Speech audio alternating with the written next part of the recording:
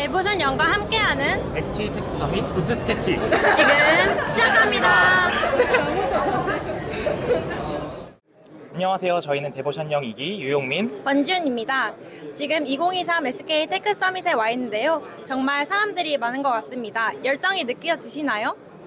어제 오늘 이틀간 열리는 행사인데 어제도 이렇게 많은 분들이 계셨다고요? 네, 맞습니다. 저도 어제 참여를 했는데요. 이렇게 많은 분들이 AI의 기술에 대해서 관심을 갖고 있으신지 확인해 볼 수 있는 시간이었습니다. 그렇군요. 이번 테크 서밋 2023에서는 정말 다양한 분야의 AI가 접목되어 있는 서비스들이 전시되어 있다고 하는데요. 저희가 살펴볼 테마는 어떤 테마죠? 네, 저희가 살펴본 테마는 바로 모빌리티와 인바이어먼트 테마입니다. 그럼 지금 함께 보러 가시죠. 고고 싱! 네, 안녕하세요. 여기는 어떤 부스인가요?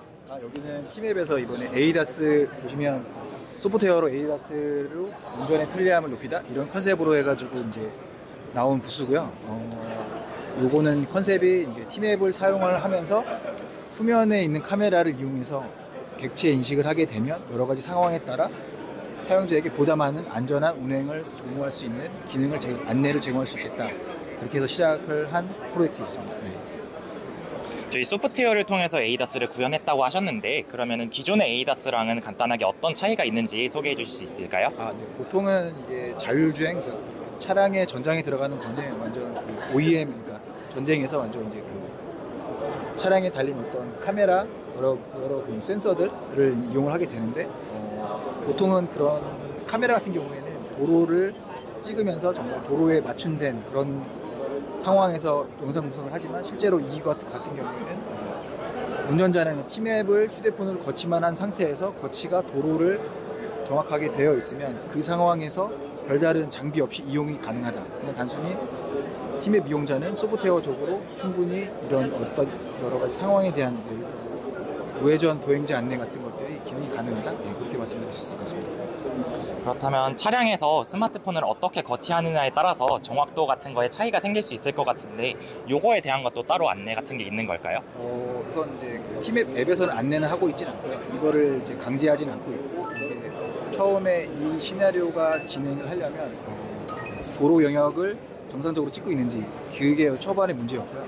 이거를 어떻게 해결할까 싶어가지고 이제 고민하던 거에 소실점을 이미지 처리를 위해서 이미지 처리를 통해서 지금 차량이 휴대폰이 도로를 찍고 있으면 소실점이 나타나고 그 소실점을 기반으로 도로 영역을 확인할 수 있고 그 도로 영역을 다시 ROI로 잡아서 차선을 이직을 하게 되면 내가 주행하고 있는 차선을 이직을 하게 되는 그런 시나리오 동작을 하고 있고요. 그렇게 내 차선이 인식이 되면 그 이후에는 오브젝트 디텍션을 통해서 예를 들어 급정거나 아니면 우회전 보행자에 대한 안내를 가능하게끔 처리를 하고 있습니다.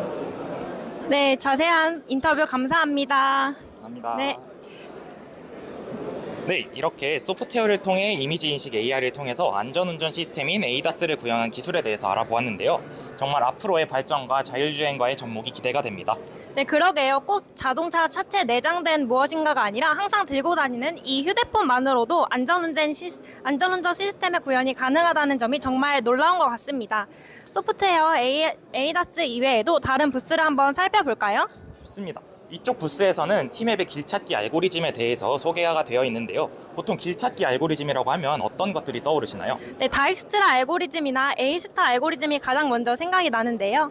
맞습니다. 일반적으로 길찾기 알고리즘이라고 하면 다익스트라와 A스타 알고리즘이 떠오르게 되는데 사실 이 두 알고리즘은 복잡한 현실 세계에서는 구성이 어려운 알고리즘들이라고 합니다.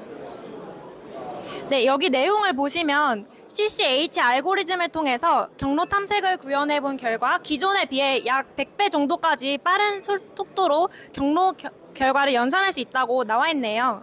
맞습니다. CCH 알고리즘은 미리 어느 정도 연산을 해둔 뒤 실시간으로 변화하는 교통량이나 각종 사고 등의 정보를 접목해서 최종적인 경로 정보를 도출해내는 알고리즘이라고 합니다. 원하는 출발지와 목적지를 입력하기만 하면 곧바로 경로가 추천이 되는 티맵 내부에서 이런 복잡한 내용으로 알고리즘이 구성되어 있다고 하니 정말 신기한 것 같습니다. 네, 이런 알고리즘을 직접 구상하고 실제로 구현해 본 분들은 정말 대단하신 것 같습니다. 그럼 다음으로는 이러한 티맵을 자바스크립트 형태의 티맵 지도로 알아볼 수 있는 부스로 가볼까요? 네, 혹시 지윤님은 지도 API 활용해 보신 적 있으신가요? 네, 저는 투어 가이드 매칭할 때 장소 검색 시 API를 사용해 본 경험이 있습니다. 용민님도 써보신 적 있으신가요? 네, 저도 최근에 졸업 프로젝트로 경로 탐색 알고리즘에 대한 프로젝트를 진행하면서 지도와 방금 말씀드렸던 경로 탐색에 대한 거를 모두 다뤄본 것 같은데 한번 자세한 이야기 들어보도록 하겠습니다. 네, 안녕하세요. 네, 부스 소개 부탁드립니다. 네. 이런. 네, 저희는 팀앱 JS라고 전통적으로 이제 팀앱에서는 내비 SDK를 계속 지원해 왔어요. 어딜 봐야 될까요? 죄송한데. 네, 볼까 할까요?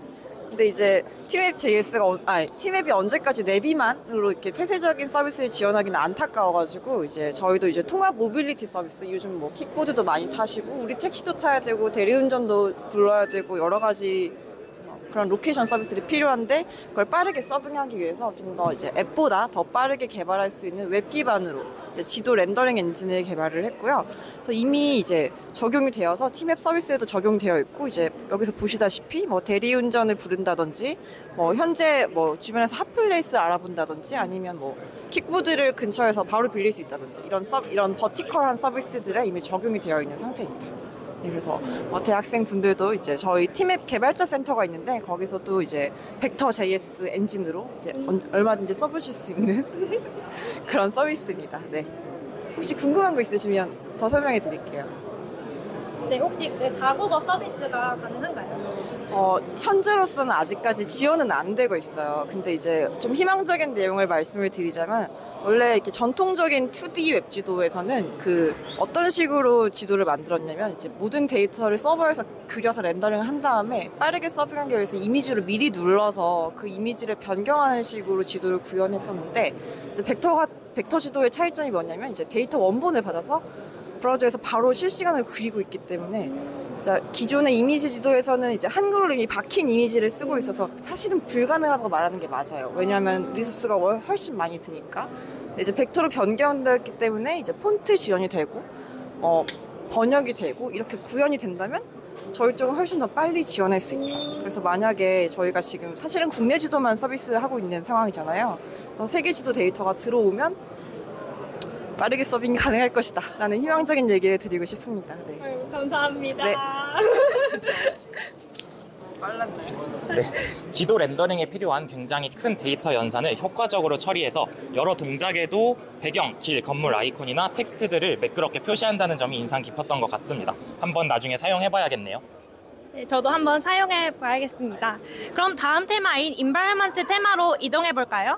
좋습니다. 최근에 또 기업들의 경영 방식에서 빼놓을 수 없는 ESG와 깊은 연관이 있는 인바이러먼트 테마로 이동을 해보겠습니다. 네, 먼저 환경 관련 테마에서 ARM 어플리언스 부스에 와봤는데요. 용민님 혹시 친환경 클라우드 인프라에 대해서 들어보셨나요? 친환경 클라우드 인프라라고 하면 단순히 전력 소비량을 줄일 수 있다? 이 정도가 생각이 나는 것 같습니다.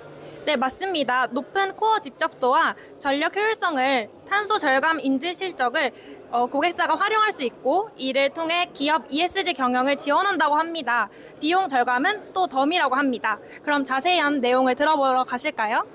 네, 안녕하세요. 네, 부스 소개 부탁드립니다. 네, 저희는 암 어플라이언스 소개를 맡은 이재한이라고 합니다. 저희는 이제 저희가 제공하는 솔루션은 이제 HP가 만든 암 서버라고 이제 기존의 X86 대비 에너지를 적게 먹고 그다음에 성능은 이제 X86만큼 낼 수 있는 그런 서버 기반으로 SKT가 개발한 클라우드 소프트웨어를 거기에 탑재를 해서 이제 하드웨어하고 소프트웨어를 결합한 형태로 제공하는 개념이 어플라이언스라고 보시면 될 것 같고요.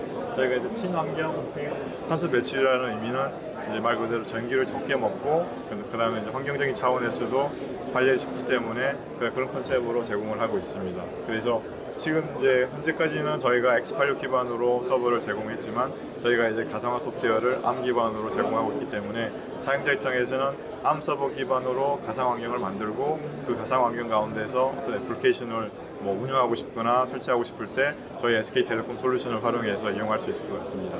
그래서 기본적으로 X86하고 ARM 서버 두 개를 같이 혼용해서 사용할 수도 있고요. 그러니까 고객이 원하는 형태대로 버추얼 머신이나 컨테이너 그리고 쿠버네티스 환경들을 꾸며서 이용할 수 있는 그런 솔루션이라고 보면 되겠습니다. 네, 자세한 답변 감사합니다. 혹시 질문이 있는데요.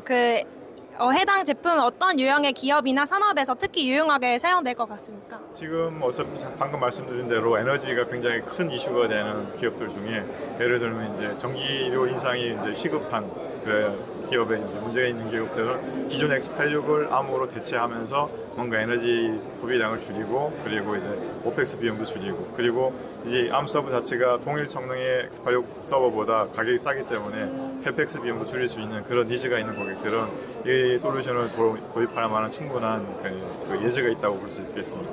그리고 민간이나 그리고 공공 그리고 일반 이제 엔터프라이즈 쪽에서도 그런 이런 니즈들이 있는 고객들은 충분히 이제 고민을 해야 될 그런 포인트라고 볼 수 있겠습니다. 네, 감사합니다. 네, 그렇다면 이 솔루션을 도입함으로써 기업들이 기존 인프라에 비해서 어떤 이점을 얻을 수 있을까요?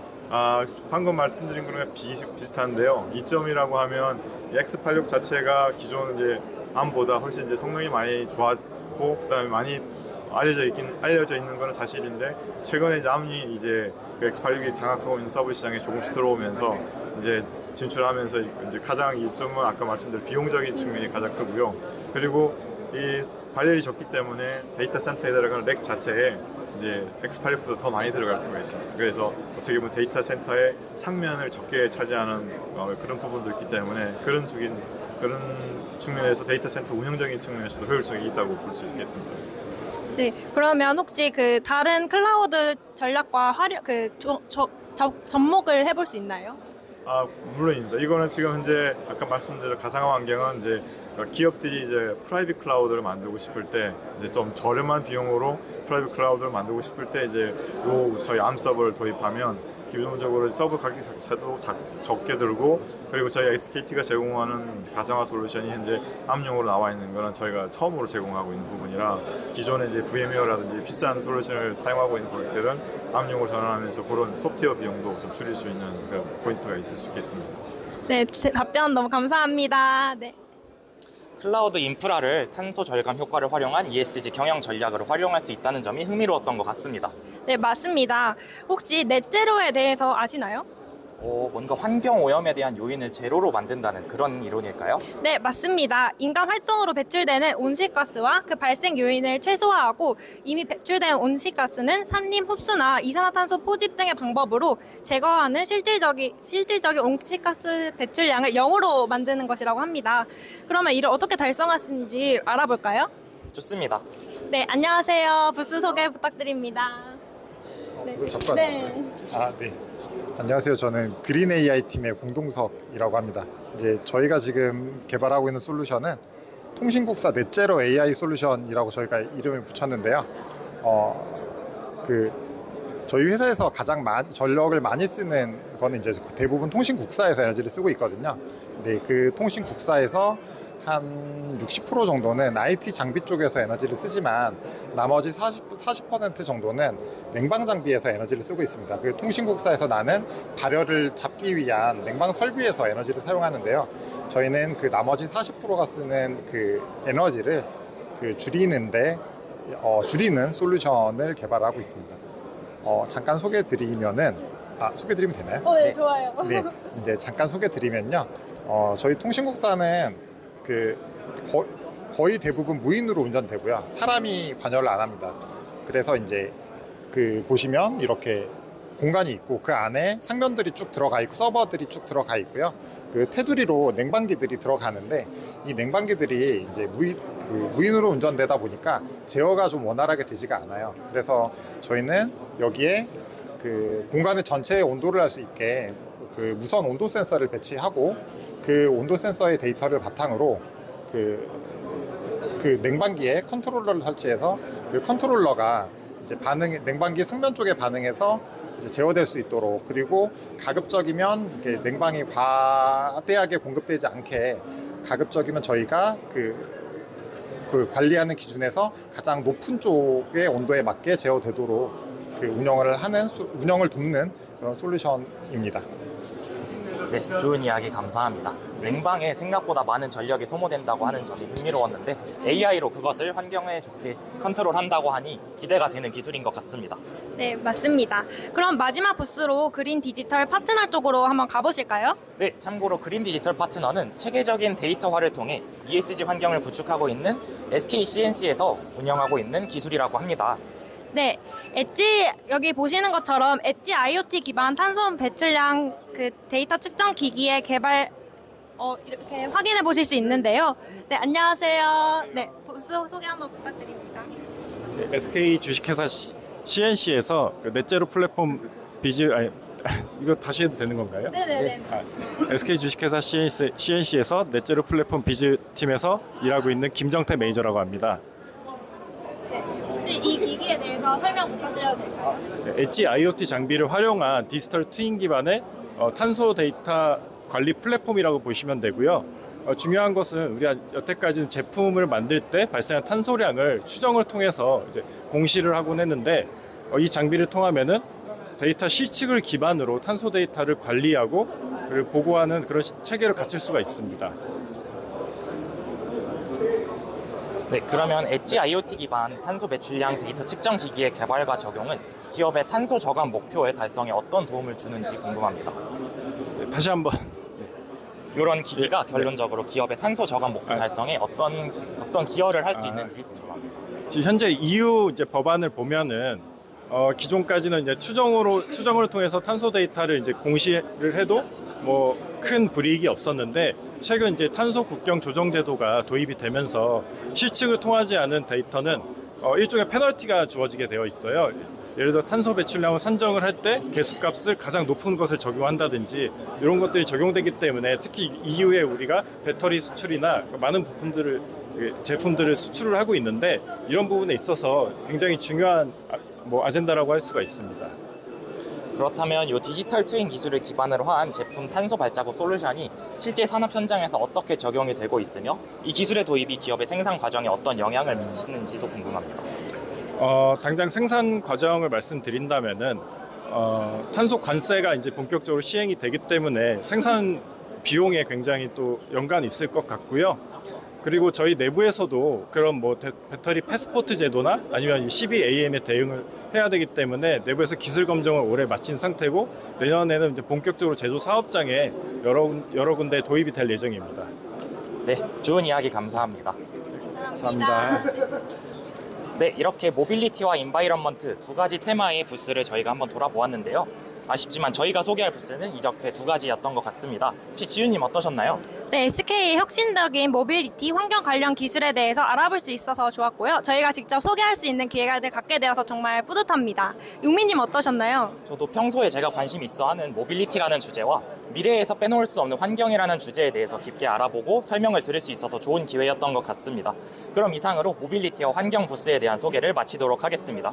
이상으로 데보션 영 2기 유용민, 권지윤이었습니다. 감사합니다.